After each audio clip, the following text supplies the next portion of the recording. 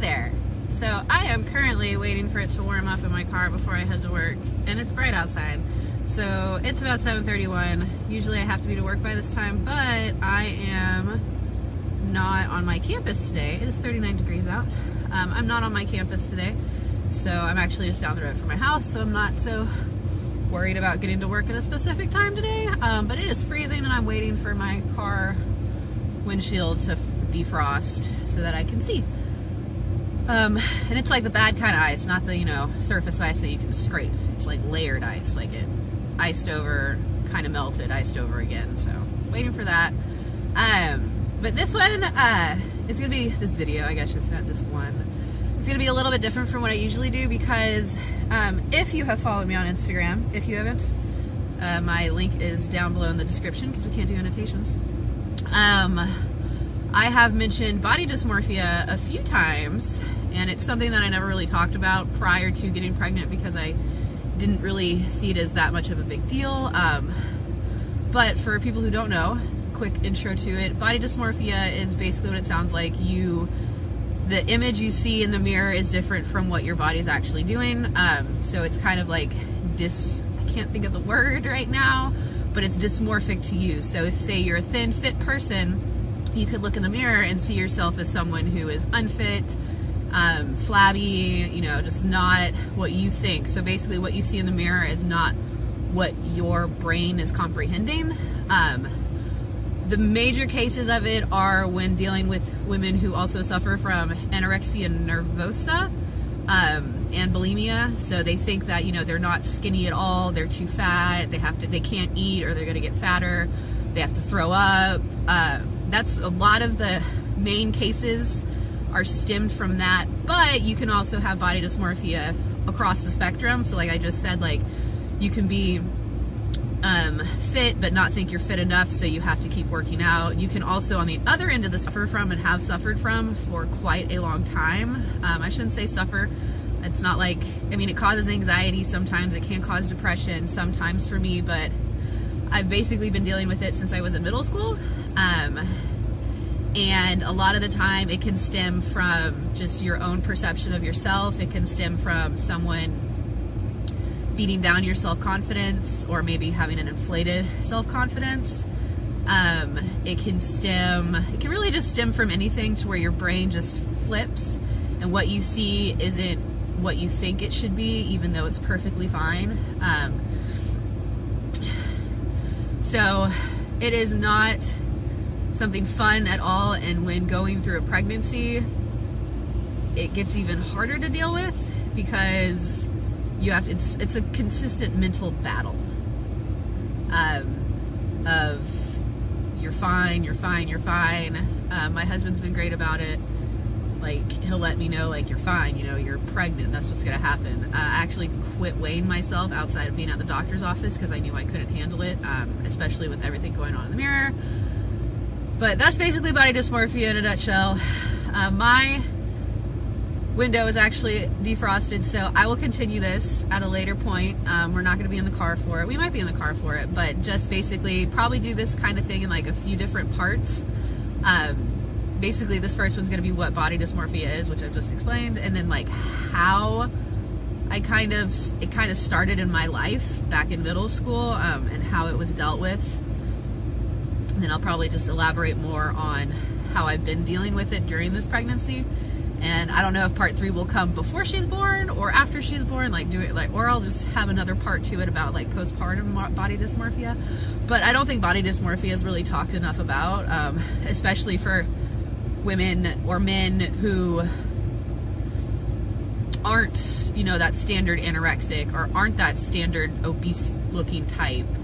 Just people who are looked at as average, and how we too can like suffer severely from it, even if we have a lot of self-confidence. It's because it's a consistent mental battle. It's not something that you just get over one day. So I'm gonna go to work now. Okay, and we're back. I'm working out in the gym right now, at home. I know it really just looks like a workshop because all our gym equipment's on that side, but I've been in this place a lot. So if you haven't seen any videos before, workshop on one side, gym on the other. Yeah. My history with body dysmorphia, like I had said earlier, started in middle school. And I think it probably started right around like puberty. Could have even started in 5th grade, but I definitely remember it being like big in 6th grade. And it started actually with my mother. Started gaining weight. Actually, I gained weight probably right before 4th grade because we had moved overseas, we moved back, then we were visiting the US and not a lot of stuff was going on, and I kind of packed on a lot of weight that summer, just from like eating a lot and like not having many friends around. I had like one friend and that was it, and I wasn't as active as I was used to being. And then 4th grade, you know, it just kind of elevated from there. 5th grade, I was starting to hit puberty, my boobs got bigger, started gaining weight, and my mother, who has never been thin, it would even err on the side of overweight, possibly obese. This was back in the 90s. Would always kind of like make fun of me. Like, oh, you put on a bunch of weight, you put on a bunch of weight. And I kind of would just like, yeah, whatever. And then it also kind of hit in middle school. Hey, being overweight in middle school and being 5'8" in middle school is a disaster. Along with having a learning disability and everything. So middle school was not a good time. But during all this time, and if anything had to do with my weight, my mother would be the one to point it out. I always hated how large my legs were. And she would just say, well, you're always going to have fat legs. Get over it. Or if we were out shopping, oh, you can't fit in that. You're too big. Or, oh, that looks horrible on you. Like, not trying to be helpful. Like, hey, let's try something else that might look better. You know, it was always on the negative side. So a lot of like my self-confidence in that kind of started to go down. I hated pants shopping so much. Like, it would bring me to tears having to pants shop. And then probably when I was in 8th grade, we went to a doctor, and they said that, you know, I was overweight and everything, and that was probably why my knee was messed up, or I was always spraining my ankle, something like that. And my biological mother did not do much about it. She was just like, oh yeah, we know she's fat, like, it's whatever, we don't care. And then I think probably around that time is when I decided that I was going to take control. So my freshman year in high school, I started being more active. I actually didn't, like, the internet wasn't really big yet, so I just kind of had to go off of like health classes, like, you know, if you want to be fit and thin or whatever, eat more vegetables, you know, don't eat a bunch of fast food, you know, be more active. So I got more active. I was running more. I was in more sports. I was making sure I wasn't eating as much. And even with that, behind closed doors, my biological mother was very mean about it. Like, oh, I don't know why you're trying to get skinny. You're never going to be that skinny little girl. You're always going to have fat legs. You're always going to have a big butt. You know, you're never going to be thin. You're always going to have a hard time finding clothes. But then in front of people, it was, oh, I'm so proud of my little girl for getting healthy. So it kind of went back and forth with that. And anytime I thought I was looking really good, she would tell me, no, you're wrong. Which then kind of stumbled into a mild form of anorexia. I think it's referred to as orthorexia. I would work out a lot and not eat very much. I never really hit bulimia. I would just like think like, okay, if you're gonna have like this salad, that means you're gonna have to go run 3 miles tonight to make sure you burn everything off, or something like that. Like, I was always thinking like, how can I burn off what I eat, not how can I fuel my body? And no matter what was going on, anytime I'd lose weight, it was a battle. Like, she'd get mad if I lost weight. She'd get mad if anyone commented on my body. I was never good enough. And so that kind of started the body dysmorphia. I would look at myself and I would pick myself apart. Like, I would think I looked great, and then I would say, hey, you know, check out my outfit. I would get, oh, your legs look fat in that. Or your arms are really flabby. Or, you know, you should hide your stomach because it's fat. But I thought I looked good. So then it kind of started eating away, and so I became even more critical of myself. And one summer I legitimately just worked out a lot and ate very, very minimal. I am 5'8".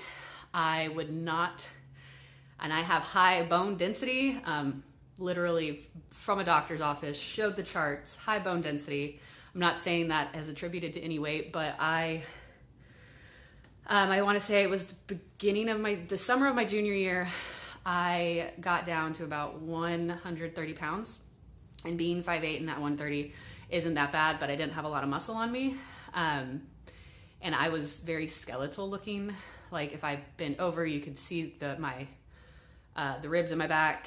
If I was standing up straight, you could see my chest bones. Like you could see bones starting to come out. And I was like excited that I could see bones.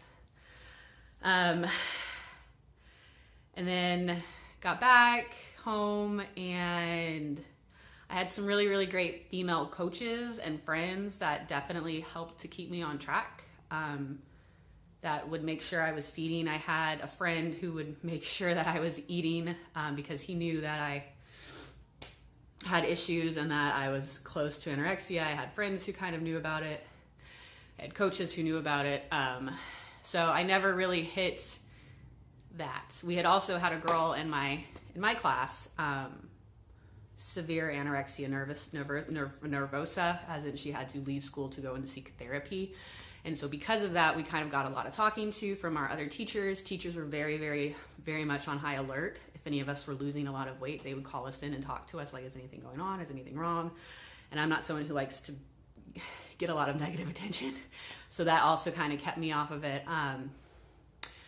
So yeah, that's kind of my body dysmorphic story and how it started. I was always very critical of myself, but as I got into college, I kind of quit caring as much. I never thought I looked good enough. So if I would get to a point where I was like, oh, I look fat, I don't like the way I look, I would go work out and try and like get a little bit leaner, to where I liked what I looked like. And then I'd kind of let it dip a bit, but it was never a healthy way. It was always more orthorexic, to where I would just go work out a lot, not eat as much, and usually just drink a lot of vodka. And so it was always kind of there, but that's kind of how it started, was, some important person in my life telling me like, you're not good enough, you don't look good enough, I don't know why you're even bother trying. And that's how it starts out for a lot of people with body dysmorphia. It's never like we think of it as ourselves. It's always someone telling us and beating us down. So yeah, that's my background with body dysmorphia. The next one, probably talk more about like what it's been like through pregnancy, because it has definitely been a mental struggle, and kind of like how I've been coping with it. So if you made it this far, thanks, because I feel like I just unloaded a lot. But do the other stuff, like, subscribe, go watch the other ones, because there's a lot more happier videos on here than this one.